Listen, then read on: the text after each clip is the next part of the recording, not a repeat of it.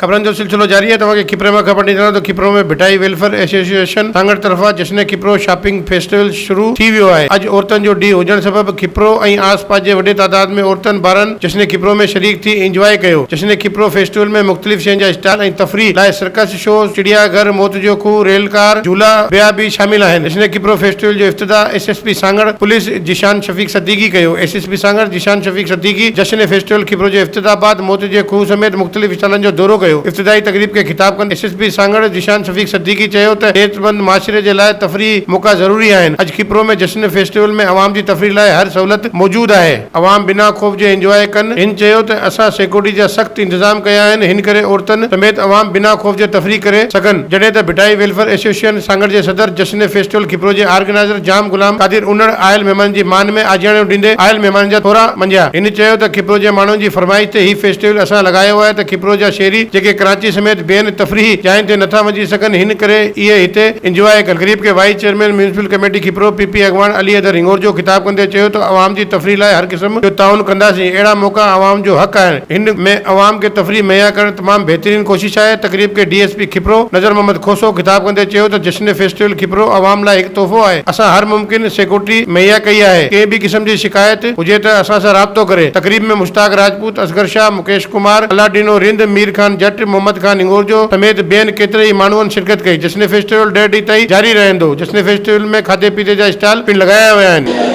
जी गुलाम कादिर उनड़ साहब इन जो ऑर्गेनाइज़र आहे। इन्हनि बेसिकली हिते पहिरियों बि मेला करे रहिया आहिनि ऐं इन्हनि सांगड़ में बि ॾाढो हिते कामयाबु इहो फैमिली फेस्टिवल आहे बेसिकली। त इन्हनि मूंखे रिक्वेस्ट कई त तव्हां हिते अचो त असां इन में बेसिकली ॾाढो साफ़ु सुथिरो क़िस्म जो हिते माहौल आहे। फैमिली जे लाइ मेलो आहे, हिते ॿारनि जे लाइ राइड्स आहिनि ऐं ॿियो फूड स्टॉल्स वग़ैरह आहिनि ऐं हिते सॼो फैमिली जे लाइ माहौल आहे।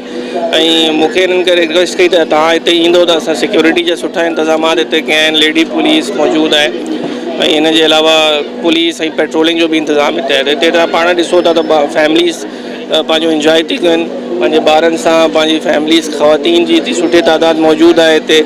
ऐं हिकिड़ो बेसिकली जेको हेल्दी माशरो आहे उनजी निशानी इहा ई आहे त अहिड़े क़िस्म जी हुते सुठी एक्टिविटीज़ थियनि। ऐं सांगड़ में ख़ुसूसन खिपरे तालुके में मुंहिंजो ख़्यालु आहे त अहिड़े क़िस्म जी एक्टिविटीज़ जो फ़क़दान आहे। माण्हू घरनि में हूंदा आहिनि ऐं पोइ अहिड़ी हुन में जेको आहे उन्हनि खे अहिड़ी आउटिंग जी प्लेसिस कोन आहिनि। त हे ॾाढो सुठो कमु आहे ऐं फलाह जो कमु आहे। इन करे हिते अचण सां आवाम खे हिकिड़ो मैसेज ॾियण जी कोशिशि आहे त तव्हां पंहिंजो रिलैक्स थी करे हिते अचो। हिते ॾाढा सुठा इंतज़ामात आहिनि। पुलिस जी सिक्योरिटी तमामु भली आहे ऐं असां हर शइ जो हिते ख़्यालु रखियो आहे त तव्हां पंहिंजी फैमिली सां ॿारनि सां हिते अचो, सुठो टाइम स्पेंड कयो ऐं बेसिकली हिनखे कामयाबु करण लाइ। बिल्कुलु हिन हवाले सां मां इहो चवंदुसि त पुलिस असां पहिरियों बि हिते सिक्योरिटी कई आहे, अॼु बि हिते फुल प्रूफ इंतज़ामात कया आहिनि असां।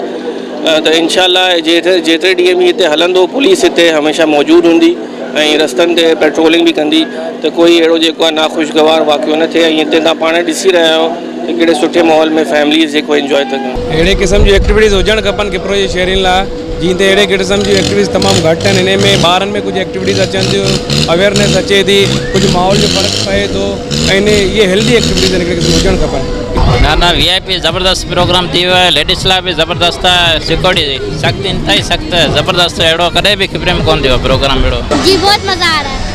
हमने क्या बोलते हैं ट्रेन वाला झूला झूला है, बहुत मज़ा आ रहा है जी। हमको बहुत अच्छा लग रहा है। हम काफ़ी मरतबा आए हुए हैं, हमको बहुत अच्छा लगा। हमने बहुत सारे झूले झूले, हमने मौका कुआं भी किया, हमको बहुत अच्छा लग रहा है। वधीक ख़बरनि ऐं तफ़सील लाइ विज़िट कयो अवामी news Facebook page, YouTube page ऐं अवामी न्यूज़ वेबसाइट।